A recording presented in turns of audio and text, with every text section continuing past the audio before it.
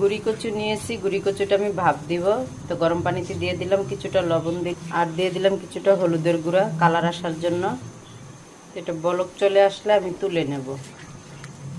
কড়াইতে তেল দিয়ে পেঁয়াজ দিয়ে এখন দিয়ে দিলাম আদা রসুন বাটা। তো আমি কিছুটা আদা রসুন বাটা দিয়েছি, দিয়ে একটু নেড়ে চেড়ে নেব। এখন দিয়ে দিলাম হলুদের গুঁড়া আর এখানে দিয়ে দিলাম মরিচের গুঁড়া।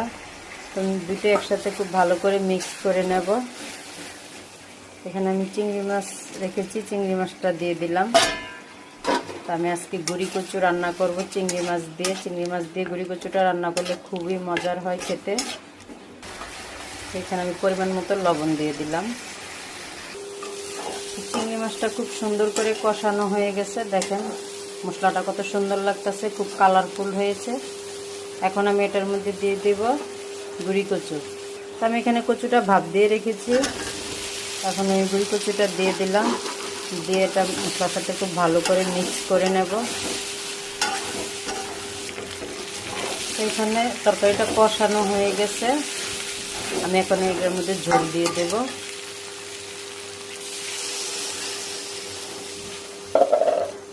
পানি দেওয়া হয়ে গেছে, এখন নেড়েচেড়ে আমি ঢেকে দেব। এখন আমি কাঁচামরিচ দিয়ে দিলাম, বলক চলে আসছে। এখন কাঁচামরিচ দিয়ে আবার একটু ঢেকে দেব।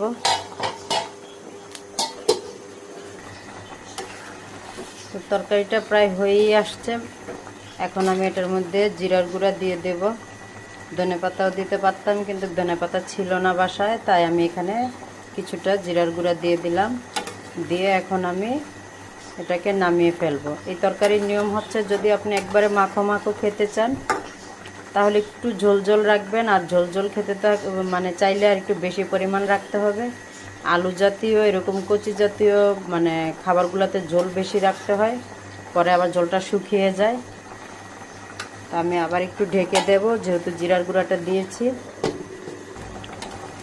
আমি আবার 2 মিনিটের জন্য ঢেকে দিয়েছিলাম। মাশাআল্লাহ তরকারিটা হয়ে গেছে, এখন আমি এটাকে তুলে ফেলবো। তো হয়ে গেল আমার মানে চিংড়ি মাছ দিয়ে গুড়ি কচু রান্না। এটা খেতে খুবই ভালো লাগে, মজাদার একটা রেসিপি।